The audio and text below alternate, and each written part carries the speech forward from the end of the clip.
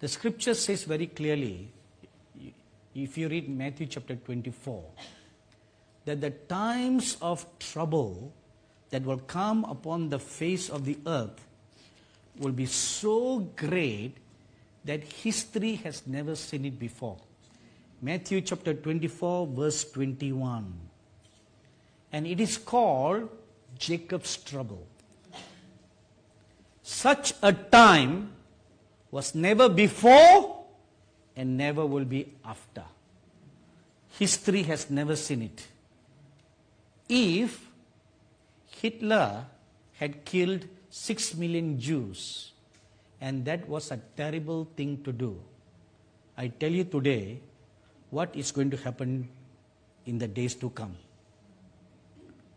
A few years ago, the Lord showed me that the spirit of Hitler will rise up once more in these last days, and the Jews will be heavily persecuted, and they will be killed in large numbers, and it will make the Hitler's Holocaust a small plaything. I staggered at what the Lord revealed. If 6 million Jews is going to be a plaything, can you imagine how many millions will be killed in the days to come?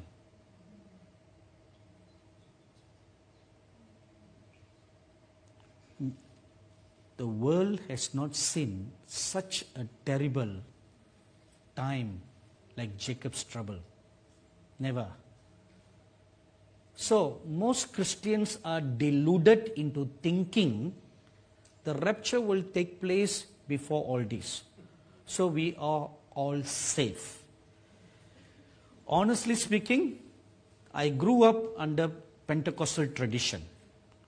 I must qualify that statement. Grew up meaning grew up in the ministry. When I started my ministry, I was in the Pentecostal tradition that purely believes that the rapture will take place before the tribulation, before the mark of the beast, before even the Antichrist is born.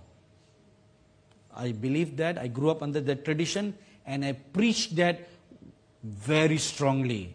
Oh, let's get ready for the rapture. Ready for the rapture. From the time I started my full-time ministry in 1984 till 2006, I preached that very strongly. In the first week of May 2006, I was invited to speak at a small denominational church like the Church of England in India. And I was waiting on the Lord one day. So, Lord, what do you want me to speak at this conference? And the Lord came to me and said, speak on Matthew chapter 24 verse 8. So look at the scripture. It says, these are the beginnings of sorrows. Just one sentence that doesn't talk much about what are the beginnings of sorrows. So of course you can go into the Greek and the Hebrew and say, okay, beginnings of sorrows are like the birth pangs of a woman. Okay, birth pangs of a woman. How can a man understand a birth pangs of a woman? Right? It's easy for a woman to preach on that. The birth pangs that you go through, you can describe it in very biological terms and then bring out some spiritual elements to it. Well, what about a man? So we can only speak theoretically what they are. So I asked the Lord Jesus, Lord, I don't understand this scripture. What does it mean? And the Lord sat beside me and he went through all the last days scenario, especially chapter 24, Matthew 24, and Mark chapter 13, and Luke chapter 21. We went through the whole book and he explained to me about the last days events that were going to take place and comparing them with the events that are prophesied in the book of Revelation. So there was a shocker statement the Lord Jesus made that shocked me. He said, the rapture will not be before the mark of the beast. It will be after the mark of the beast. So I looked up at the Lord. Now, I am seeing the Lord like how you see me stand before you. So I knew it was the Lord. We have gone through all the theological tests, You know, the Bible says, if you're in doubt, test the Spirit.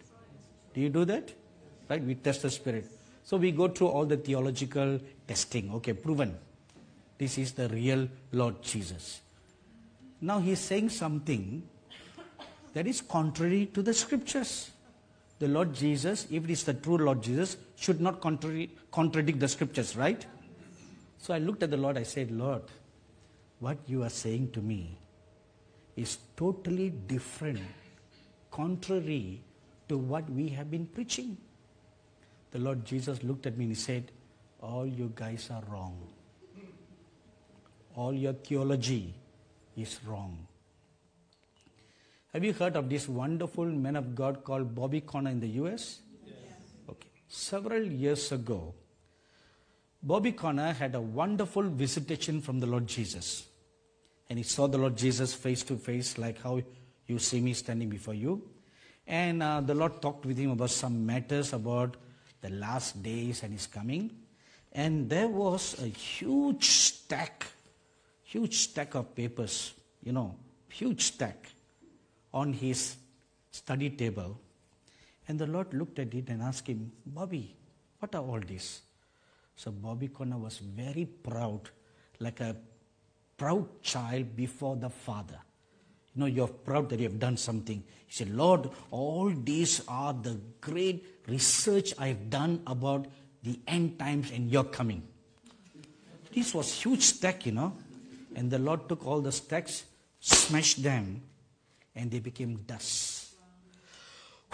He blew them. And he said, you guys know nothing. Isn't that a shocker? You guys know nothing. And over the course of many years, the theme of my ministry is end times and the coming of the Lord. So that's the theme the Lord gave me when he called me to the ministry. He said, you must prepare my people for my coming. So, during the course of these last few years, I've read many books about the end times and the second coming. And the thing that saddened me the most is most respectful authors who wrote those books wrote them out of intellectual research. Intellectual research and digging into what the Hebrew says, what the Greek says, 99.9% is devoid of, but what does the Spirit of the Lord says? That element is not there. 99.9%. So if you are going to do a deep research like what Bobby Conner did, with all the tons of books that are available in the world on the second coming, you will end up hearing what the Lord says, this is rubbish. Because you cannot discern the things of God by natural reasoning. A good thing is like what I shared with you yesterday about the Y2K. See, all the books that were written, forget about the humanist books, Christians, authors who wrote books. What did they base? I read a few, What did they base the danger of Y2K upon? What scientists say, what the economists say, what the world says. None of them ever wrote anything saying, but this is what the Lord said. No one wrote that. Because if they had sought the Lord, they would have not written a book in the first place. They would not have written. And do you know, all the authors played on the fears of the general public, and they made millions of dollars. And when Y2K passed by, no one, except for one man, no other Christian authors apologized for teaching something wrong. Only Rick Joyner. Only he had the humility to go on public and say we were wrong. The rest of them, no one ever said we were wrong. They already got your money, you know. So why say wrong? Because they may have to refund 30-day money back guarantee, right?